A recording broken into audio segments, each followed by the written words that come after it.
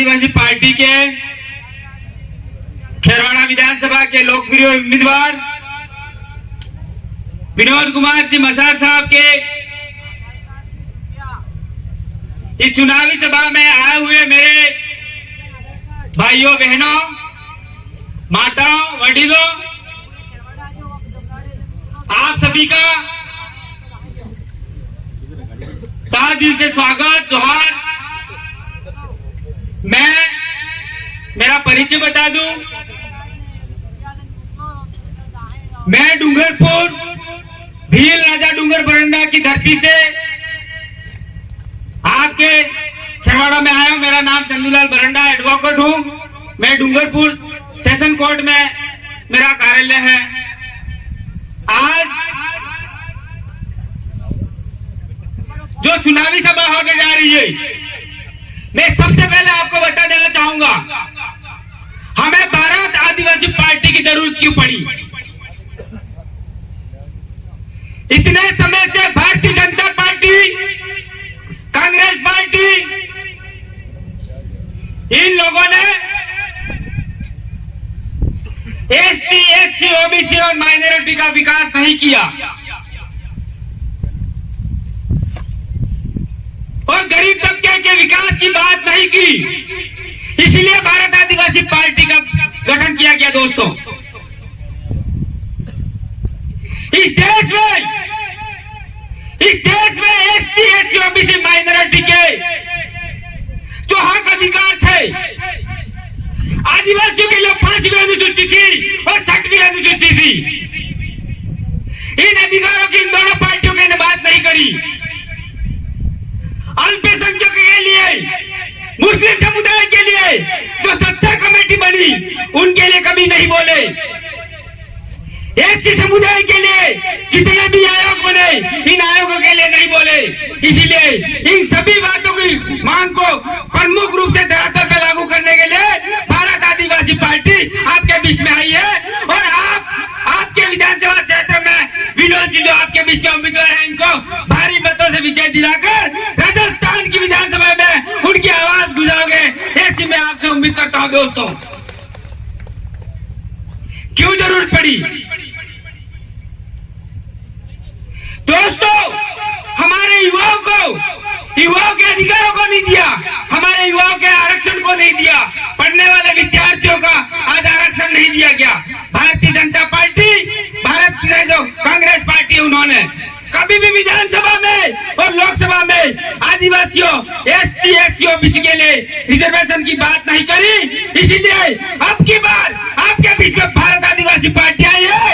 इसको जो विधानसभा में हमारे बसा दिए, जो चुनाव के दिन जो वोट का जो मशीन आवे, ऐसे दबाना है।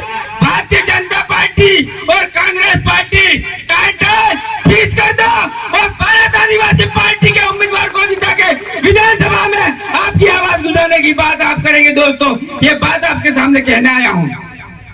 दूसरी बात, हमारे आदिवासियों के जल जंगल जमीन की बात कह रहा हूं मैं। 100% हमारे आदिवासियों की जल जंगल जमीन पर हमारा अधिकार होना चाहिए। हमारा अधिकार है, लेकिन जल जंगल जमीन पर 100% हमारे उपभोग नहीं करने मिला। उसके लिए विधानसभा में विनोद जी को भेजना होगा। दोस्तों, दूसरी बात, मैं आपको ये कहना चाहूंगा, आज तक जितने भी हमारे विधानसभा में आप लोगों ने भेजे नेता, जितने भी विधायक भेजे, बड़े बड़े भेजे आप लोगों ने, लेकिन आपके लिए एक शब्द विधानसभा नहीं बोले। इसके लिए क्या करना चाहिए इनके लिए, वो आप ही फैसला करेंगे। जो आपको मैं बता देना चाहूंगा, आदिवासियों के रिजर्वेशन के लिए आप लोगों को पता होगा, काकरी डुगरी में हमारे आदिवासी समुदाय के लोग बैठे थे, लेकिन हमारे यहाँ के कांग्रेस के जो विधायक थे, वो विधानसभा में एक बार भी नहीं बोले। और हजारों विद्यार्थियों पे, हजारों प्रशिक्षण लिए हुए विद्यार्थियों पर मुकदमे चलवा दिए। ये कांग्रेस पार्टी के राज में हुआ है। इनको आप अभी धूल छटाने का काम करेंगे। आपके बीच में आते ही आप सवाल करेंगे। ये बात मैं आपके बीच में कहना चाहूंगा। दोस्तों, आप नहीं बोलेंगे, नहीं बोलेंगे, ऐसे ही हमारे अधिकारों का हनन होता जाएगा। कौन बोलेगा? मेरे जैसा पढ़ा लिखा और आप जैसे जान का लोग नहीं बोलेंगे तो आने वाली पीढ़ी हमारी बर्बाद हो जाएगी। हमारे आदिवासियों के लिए, SC ST OBC के लिए हमारी ये जल जंगल जमीन खत्म हो जाएगा, हमारे पढ़े लिखे युवाओं का भविष्य खत्म हो जाएगा। ये बात मैं आपको बीच में कहने आया हूं।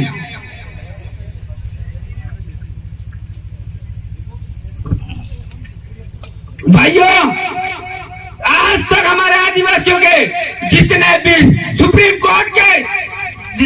कोर्ट में जितने भी जजमेंट आए आदिवासियों के हित में, एक भी जजमेंट हमारे आदिवासियों के ये धरातल पर लागू नहीं किया। कौन जिम्मेदार है? अरे पढ़े लिखे लोग जाएंगे विनोद जी जैसे, तब जाके हमारे अधिकारों की बात होगी। सुप्रीम कोर्ट में जब भी हमारे आदिवासियों के पक्ष में फैसला है, उस फैसलों के लिए बोलेंगे, तब हमारे समाज का विकास होगा। और 5वीं और 6वीं अनुसूची में जो हमें अधिकार दिए हैं, उन अधिकारों के लिए 100% रिजर्वेशन की बात करते हैं। 100% राजनीति में हमारे लोग जाने चाहिए, ये व्यवस्था लिखी हुई है। लेकिन 100% राजनीति में हम लोग जा रहे हैं, लेकिन 100% शेड्यूल एरिया में हमें रिजर्वेशन कैसे मिलेगा नौकरियों में, ये बात विनोद जी जाके बोलेंगे विधानसभा में, तब हमारा विकास होगा दोस्तों।